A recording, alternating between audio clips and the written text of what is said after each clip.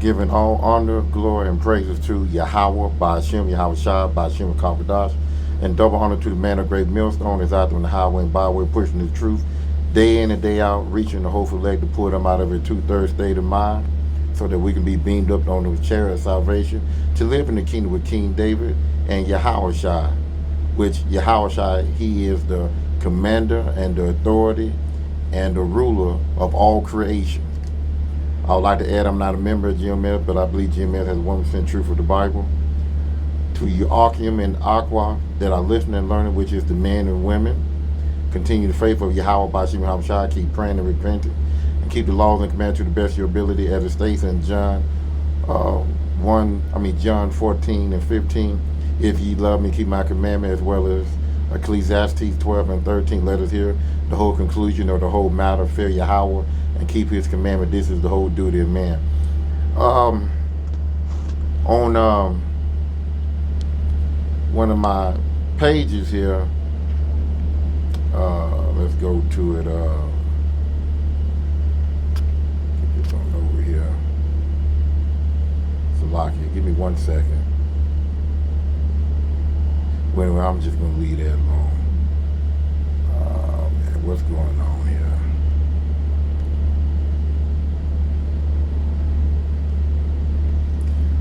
Okay, my page that I did earlier had a copyright strike on it. I'm trying to get into it, but okay. Over here.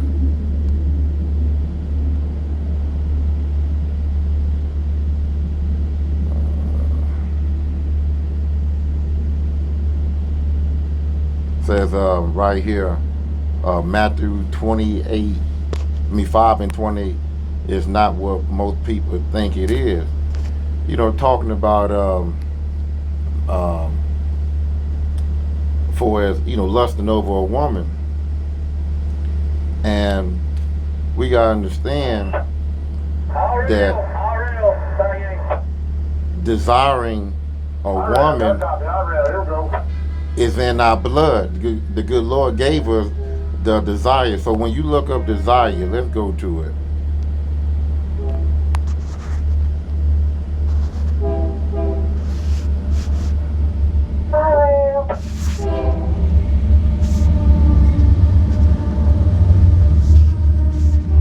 Says here, desire. A strong feeling or want to have something or wishing for something to happen, a desire to work in the dirt with your bare hand. So let's look at a different meaning for desire. You got wish, want, fantasy. Let me see. You got eagerness. Okay.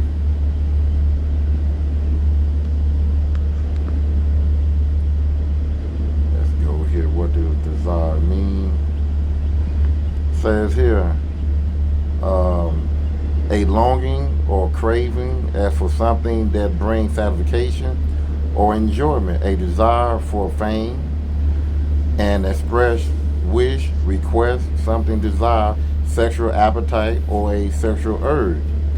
So pretty much desire is a urge. You get what I'm saying?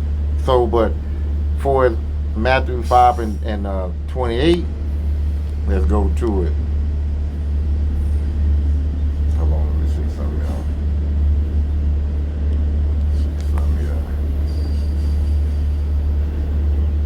else. Okay. Let's just go back to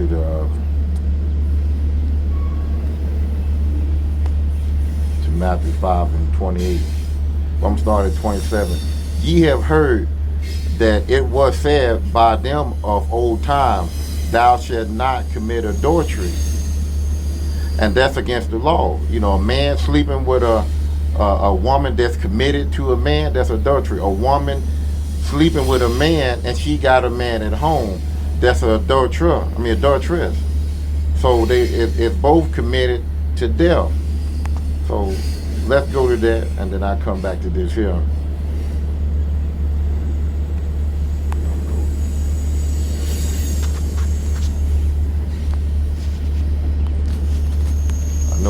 Leviticus, but we're gonna put a stove. Get it out the way.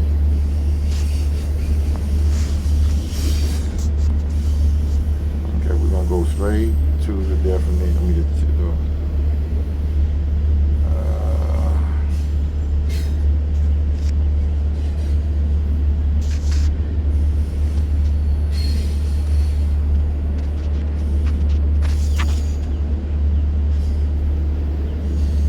come on. Okay.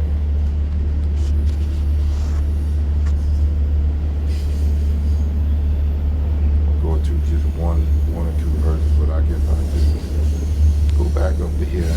Proverbs 6:32 says here, but whosoever, and also let me say that my top part of my head is not covered, as you probably can't see because I got this do-rag on my head. But as you can see, the top part of my head is not covered. So tell you what, I'll just go ahead and just take it off, because sometimes people, they still want to act, kind of silly, but I got it off my head. But you can wear, a meat tree has a hole in the top part of your head. So this is not a meat tree, this is just a do-rag with a hole that I cut out in the top part of my head. So whenever I'm doing a video or whatever, I'm doing a righteous thing for the top part of my head exposed. But I just go ahead and just take it off. Proverbs 6:32. But whosoever commit adultery with a woman lack of understanding, he that do it destroy his own soul. So that's only Matthew 5:28 is only talking about if a woman has a man and you lusting over her. Mentally, you don't have to commit the act, but mentally, spiritually, you're committing a particular fornication, which is adultery in the mind, spiritually. Just like here's Matthew 5:28. But I say unto you that whoever looketh on a woman to lust after her has committed adultery with her already in his mind. Now, a lot of Christians, they will look at that to try to trap you and say, see, everybody is sinning and stuff. Yeah, everybody, we commit, sin, but we strive not to. But for as looking at the beauty of a woman, that's not committing a sin. If you like what you see, that's not committing a sin. It's especially if you don't know that woman got a man. But when she tell you that she got a man, then you drop it. You go up to her and you ask her, I like what I see. You're a beautiful woman. Do you have a man? And if she say yes, then you get away from her. You just don't continue trying to holler at her because you like what you see. You lusting over what she got. Her body, her look, hell, her hands, her eyes, her lips, her thighs, her hips, her buttocks. You're not supposed to go after a woman once she said that she got somebody. But if she don't have no one, that's not Matthew 5:28. You're not committing a sin if you like a woman with a nice derriere, nice set of breasts, pretty legs, pretty feet, pretty thighs, pretty skin, pretty hair. You're not committing a adultery. I mean a dac of a. You're not committing a law for adultery. You're not committing that act. It's a desire or want to be with a woman. That's how when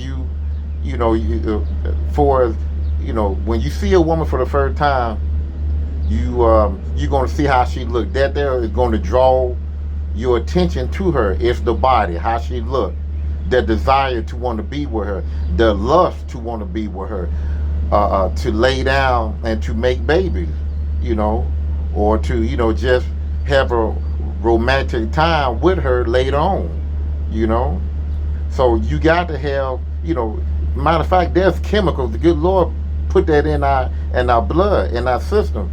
There's chemicals. I forgot what they call it. That secrete out of our brain that goes into our blood to make us get an erection, so that because we want to get with that woman, we desire to get with that woman. You're not going to just go to a woman with blindfold. You blindfold and you just touching her, and you don't know how she look, and you just want to just lay up with her or whatever. I mean, that's not how they really work, unless you blind. But it's something that's going to turn you on. That's that desire, that lust that's in you, and it's a righteous lust. It's a righteous desire to want to be with a beautiful woman, you know, that have the things that you like about her, the attribute. Like I said again, the nice breast, the nice size butt, the thighs, the hips. You want that. You desire that. Ain't nothing wrong with that. If she is not married to a man, you know, either she see today in Western society, they think of marriage is going to the courthouse, going to the church, put a ring on it, sign the paper, you married. No, in biblical days, up to now, having sex with a woman is your wife. But the way society is built and how it's made, a lot of people believe that you have to put a ring on a signed paper or whatever, and then go to the courthouse or go to the church or whatever, and you officially married. No, it's not. That's not how that works. We did have marriage ceremonies during, during the time of ancients of days, when we was in our kingdom. We did have that. But if you lay down with a woman, and that was your wife, but also during that time, it was looked upon as a bad thing to do without having the marriage ceremony, and plus, the father normally gave his daughter to another man's son, so that he can make money off of it or get something for his daughter. That's how that went. The father of the daughter gave his daughter to the man's son, and the man would give the father cattle, money, or whatever it was. You get what I'm saying? So that's how they went. But in this day and time, the woman, with the liberty that she has right now, and way this society is set up, she can go have a hot girl summer. She can go ahead and go as she will, and do what she wants as a man. And they call that, if a woman can't do that, they call that double standard. That's how Esau wanted to set up, to keep you always in sin, so that he can always rule over you. If everybody did the laws and commandments to the best of their ability, the good Lord will put a major ass change in this earth. The heathen nation and Edomite, they'll be afraid, because we all turned around and serving the Most High and keeping the Sabbath, and the man pushing his truth, and the women being obedient to their husband. If we can, if the good Lord can, which He can, if He choose to, snap His finger and just have everybody just turn back to the truth, to get the full understanding, this world here will be in trouble. Esau and heathen nation, they'll be shaking on their knees, begging for us to look at a Nicki Minaj video and lust over her body, and knowing she got a husband. Cardi B, knowing she got a husband. Megan the Stallion, or whatever her name, she got a husband too. But like I said, in this society, you got to get married, courthouse and all that. She got a boyfriend, but she having sex with him. So, and all the women I called out, they damn near, they're not virgins. So they still married to somebody. They were married before they dealt with these guys that they dealing with right now. So, Matthew 5:28 again. But I say unto you that whosoever look on a woman to lust after her hath committed adultery with her already in his mind. So we got to be careful. You can't let your urge, your desire, your want, your lust, when you see a woman, and she tell you that she got somebody, you can't go in this mode and say, well, what they got to do with me, and she tell you that she got a man. You can't let that evil, wicked spirit in you still try to, push that card so that you can see how far you can go, so that you can get the skin. It don't work like that. If you're Israelite man, you put let that go. There's a lot of women that you can get with. There's a lot of women that you can get with. I know a lot of men. We are sexually deprived because of how society is. This society uplift women, and this society give women the power to to tease a man and get away with it, to accuse him of doing something that he didn't do. You know, it just set up that way. When you read Jeremiah, I want to say 31, I believe. Tell you what, let's go to that. I don't want to chew this up.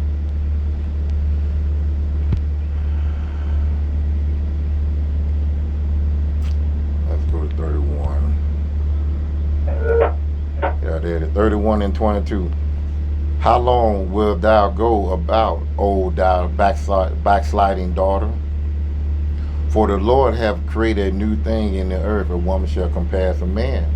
And a woman use her sex, to overpower the man. She use her body, to overpower a man. You got to be strong. Even if she say, well, I got a man, but it's difficult. When she say that, let that go. You can't let a woman power destroy you by dealing with her. Even a king, the king mother told him when he was a little boy, don't let your woman take your strength. Proverbs, I want to say 27 and 1. No. Let me get that right quick.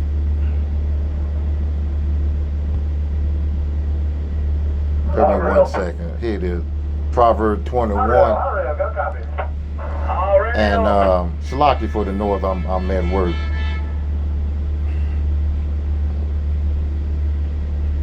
It says here, no, oh my goodness, that's the wrong one right there. Let me get this here right quick. Shalaki. I know it's in here, Proverbs somewhere.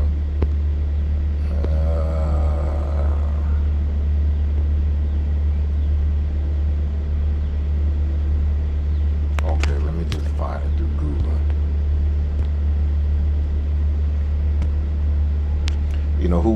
For you out there that have an issue with finding scripture, hey, you got a smartphone, use it. Don't be a dummy. And I'm not trying to call anybody dummy, but use what you got. The good Lord, He created it, and this will help you with your studies. So I don't know a lot of scripture, but I'm gaining some, and I know what I know. Let me see.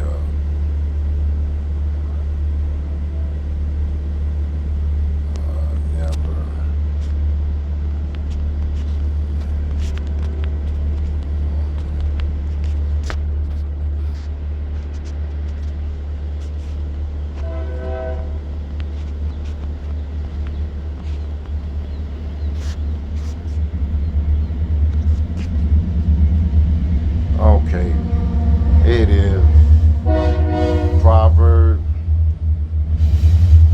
31 and 3. Shalakia for that. It says here, give not thy strength unto women, nor thy ways to which destroys kings. So when a woman tell you that it's complicated, I'm talking to somebody, but it's not that serious. Radio check. We divorced. We separated.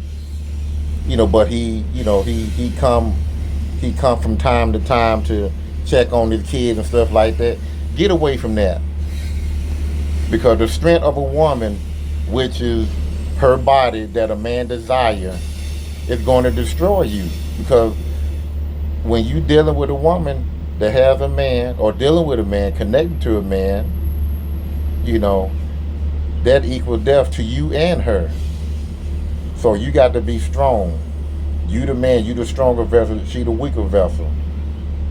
And this is a battle because, like I said, you know, a lot of us are deprived, are sexually deprived, and sex pretty much, you know, heal your soul. You know, it relaxes you. You know, it comforts you. You know, when you satisfied, you satisfied. You know, you can go on through the day. You know, with a you know, great feeling of just releasing, and you know, you're not stressing and angry. You know, but all I can tell you, you know, just stay strong, stay in the truth, stick with the truth. The good Lord, you know, if you want you a woman, He'll bring you a woman. But your first love, your first woman that you need to love and cherish the most is Sophia, which is the wisdom. The wisdom that's in this book. And when during the time it says that a man shall, you know, be able to have 7 women. I want to say that's in Isaiah 14:2. There's going to be a time when things get so bad that these women, they're going to come off their high horse and they going to want a man of the Lord for their protection. 1 and 4. Hold on, they ain't there. Said Isaiah 4:1, and in that day 7 women shall take hold of one man, saying, we will eat our own bread and wear our own apparel. Only let us be called by thy name to take away our reproach. So it's going to be a time and day where things just going to be so bad, and like I said, a lot of these women are going to come down off their high horse, and they're going to look for a man of the Lord to protect them, to take away, you know, their reproach because of how they been, how they treated. And it's going to be for us, we're going to be the one that's going to pick and choose who we want, you know, and the one that we did want in the past, whatever, we're going to, hey, you know, you got to get away from us. You know, we don't want you around us because of how you treated me, you know, in the past. When I wanted you, you looked at me as a wet food stamp, as Biz Marquis said in one of his videos back in the day. Well, I'm gonna go ahead and end it right there, and tell you what, let's go back. I'm gonna end it off again with Matthew 5:25, 28. I started 27. Ye have heard that it was said by them of old time, thou shalt not commit adultery. A man sleep with a woman that got a man, that's adultery. A woman that have a man sneaking out on a man to deal with another man, adulteress. It both equal death on both parties. Verse 28, but I say unto you that whosoever looketh on a woman to lust after her hath committed adultery with her already in his mind. If a man see a woman and she don't have a man, it's okay to desire, to want to be with her, to lust over her. Now I want to add this in for desire and wanting lust. Now, it can become a problem. Let's say she don't have a man and you lusting over her and you just giving her your whole check. That's a problem right there. You got to control yourself still. You know, you don't do that. You just, the lust and the want and desire, all the same thing. It's just, you want this woman to be with you. You know, and you got to have enough strength to let her go if she got a bad attitude, you know, something about her that turn you off. You got to be able to let her go. You just can't give a woman all your heart and you have no love for yourself. Because when you give a person all your heart, you'll go crazy when she walk out the door. It doesn't matter how beautiful she is. You got to have some love for yourself. So anyway, I'm gonna make this here short. And she don't have nobody, and you want her, you desire her, you love for her, you can you can do that. There's nothing wrong with that, but have your limit. Like I said again, don't go broke, don't go crazy behind her. But if she got a man and you lusting after her still, after she told you she got somebody, then that's when you commit fornication. You commit adultery by still lusting and wanting to be with her and desiring to be with her after she told you that she got a man. Let it go after that. Just let it go. So that's all I'm going to say on that. Hopefully this was edifying, and I'll see you on the next lesson. Shalom.